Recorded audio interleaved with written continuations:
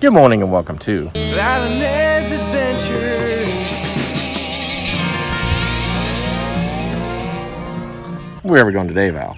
Well, we're still at Salt Fork State Park. If you missed that video, go back one. You'll see us explore the lodge here at the park. But this morning, we are headed out to historic Roscoe Village in Coshocton, Ohio. Oh, you mean where Roscoe P. Coltrane from Dukes of Hazzard lives? Edith, you know what one casket said to the other casket? He said, "Was that you coughing?"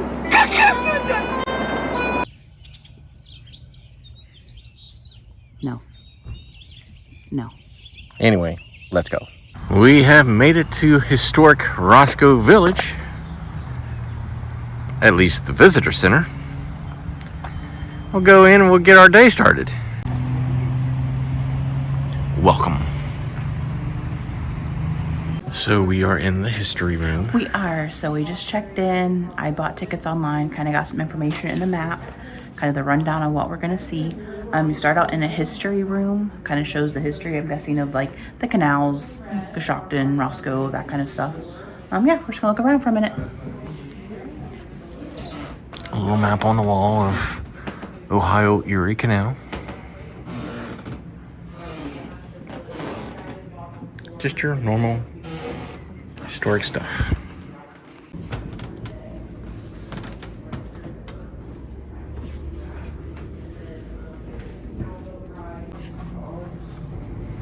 This shows the canal locks from the Ohio, Erie, and Miami canals. There were a total of 251 locks.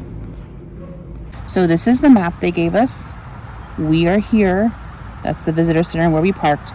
The red are the living history buildings. She said there's someone actually working in B&C, and then these will have digital kiosks. Blue are just like retail shops and restaurants along the street that we can go into, and then obviously green are the gardens. So we're just gonna walk up this street. She said it's about 2 blocks and see what we see. Here's the front of the visitor center. You just walk literally right across the street. They got a path over here. And continue on your tour.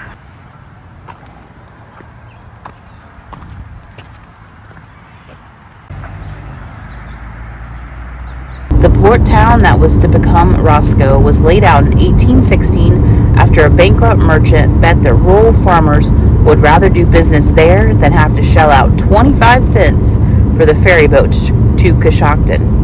On the heels of that hunch, James Calder set up shop across the Muskingum River and named the spot Caldersburg after himself. Caldersburg was renamed Roscoe in 1830 in honor of William Roscoe, an English historian and a leading abolitionist of the time. First stop Is the village smithy. actually people working in there.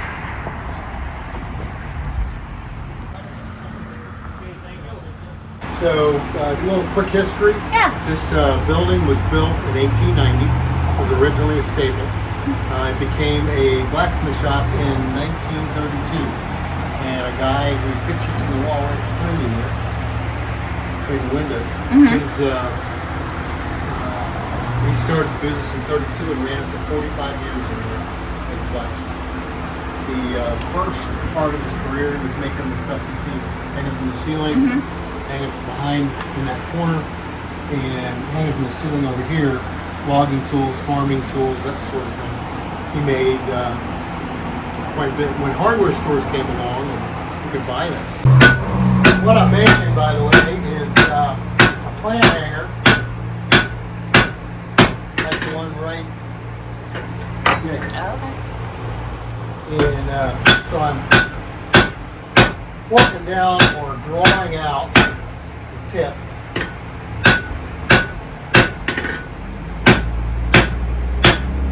Drawing out means I am tapering it to a point. Now what? Now we're going in the Raymond Hay Craft and Learning Center. I think there's a person in this one too. Must be the print shop.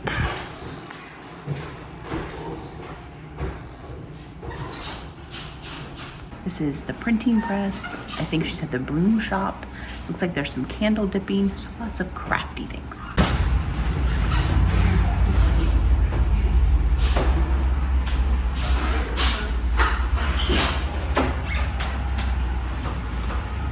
this weaving machine, they told us, is 150 years old. And it was actually built for a man. It was a man's job back then.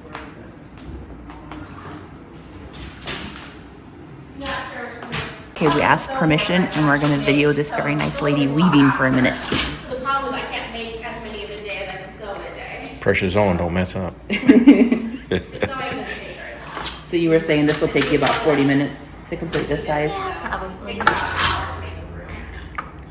Not longer. So pretty. Depending on how many. Yeah, this one I'm doing little diamonds on. This one I did little chevrons. Broom room. She's making it.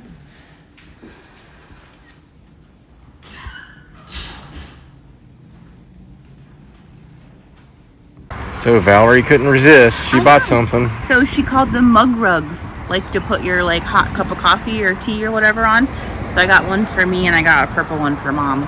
So we hit the two cool living history tours. Now we're in a section of blue where they're like shops. So we're kind of gonna pick and choose the shops we want to go in. What's now? This is, what did I tell you? The Foothills Studio and Gallery. Thank you. My favorite bird, the eagle. I was super busy in here. It stayed like that. I like a couple of them in here. I like this old barn painting. Yeah. I love this one. Plus, there's another one up here in the corner that we like. One is beautiful. Got all these coasters that are pretty neat. They're a little more in my price range. Table there. We gone? No, we're gonna avoid that. We don't need any of that goodness. I think I need some of that goodness. Next stop, Tool House Arts and Gifts. It's open, so we're going in. They probably all have this, but I just noticed this plaque that tells you when the building was built. This house was built in 1840. Pretty cool. They each have like a little historical plaque. Believe it or not. We actually know him. That's my aunt's dad, my cousin's grandpa. Ernie. That's too funny. Yeah. They have a very small. I'll take a picture and send it to Emily. Yeah. I would love it. He's more the city guy. I'm the country girl.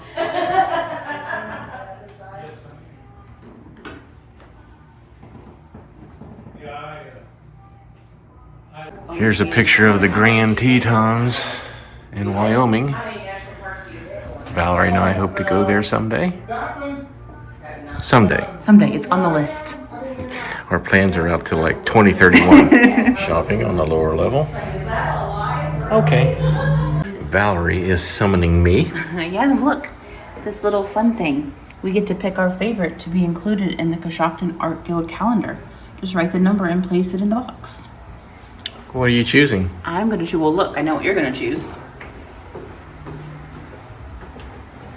Yes, I will choose the eagle. So you need to choose number 8. Okay.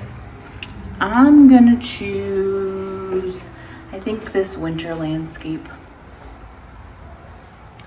Number 10. Number 10.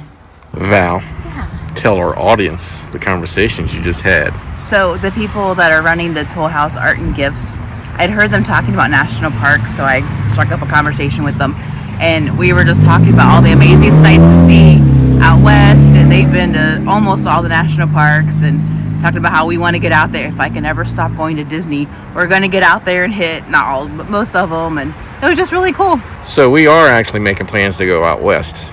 We are, but like Ed jokes, my plans are the next 10 years. But they were saying they're retired and just run this place now, and he's a travel photographer, and his biggest piece of advice is don't wait. Don't say, oh, I'll do it when I'm retired, I'll do it when this happens. Go now, go enjoy. They have the Warehouse, Steak and Stein. Not feeling any steak today or anything to eat right now. No, we had breakfast. Yeah, we're good. I also have a Good Boy Bakery.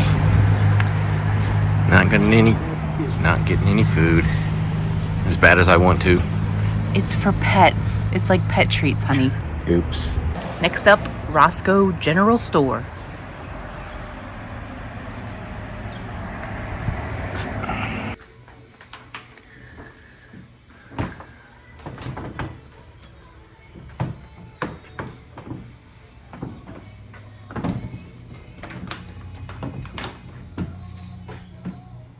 Okay, so we're back to the history portion. We have Dr. Merrow Johnson. We have his office and his house, it looks like, from 1842. So we're gonna check out his office first. Need a key to get into this one. I do. They give you a key when you check in with this little key fob. Ooh. And it works. Yay. This was probably the waiting area of the doctor's office.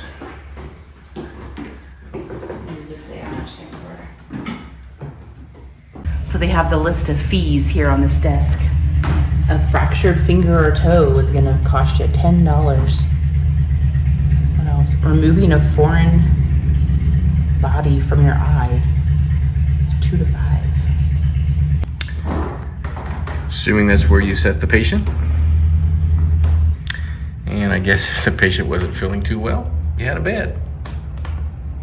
So the history buildings where there's not an actual person working to tell you about it, they do have this cool digital kiosk, and you push the button and it'll start like the story of... In the mid-1800s in Roscoe, this was the place to come if you were feeling poorly and needed to see the doctor. Now we're gonna go into the doctor's house, which conveniently is right next door. Yep.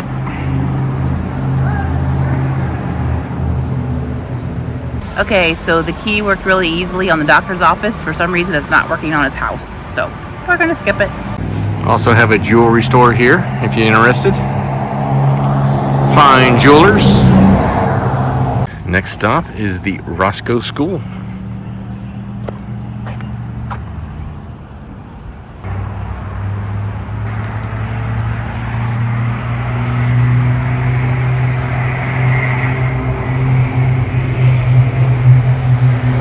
Original structure. This one's not the original structure. It says that one was torn down and a new one was built in 1971, but it's built to resemble the original one.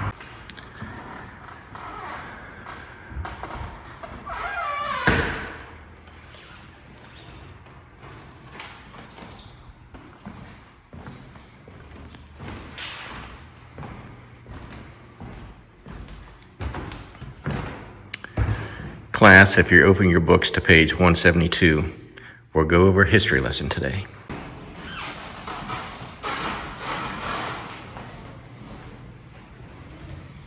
Steinway piano, 1872.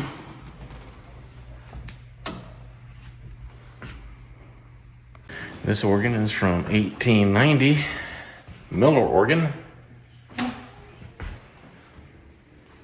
Valerie wanted me to film some of the books here. They're so old, like 1800s. Cobb Spelling Book, 1830. So old. Primary Grammar, 1840. That's a long time ago. It is. It's even older than you. A building? I don't know what building this is, but it says it's a living history building, so we're gonna go in and see what it is. This is the Craftsman House. The girl at the other place that was weaving, she mentioned the Craftsman House with the bigger looms where they make the bigger like rugs and stuff. That must be this.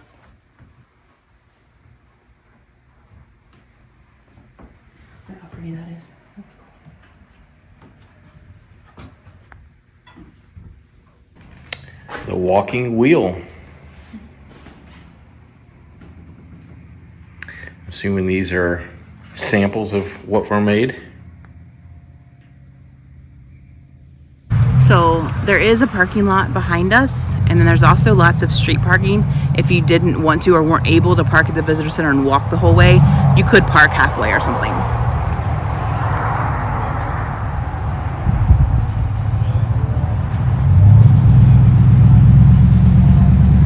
And we're going into the River Ridge Leather Company.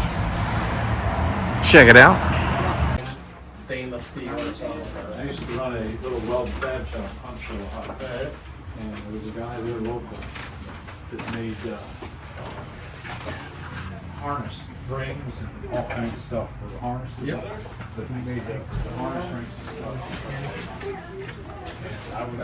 I'd make them all old rings out. Yeah, there was a guy in Columbus. Tons of leather goods in there, belts, dog collars. There was even a leather fly swatter, all kinds of leather stuff. What'd you say about Huck's Tavern? I said it's not old. It's established in 2021. Place you can eat. So the Craftsman House was the last of the living history buildings. So the rest of this side of the street is just going to be like restaurants and shops. So we're just going to walk, and if something strikes our fancy, we'll go in. Okay, before we leave Roscoe Village, Valerie convinced me to go to the bakery and get something. And I have to. Who convinced who? You convinced me. We'll show you what we got when we come out. So Valerie. Yes. What did we get at the bakery? So Ed chose chocolate chip cheesecake, and I chose, they had healthy donuts.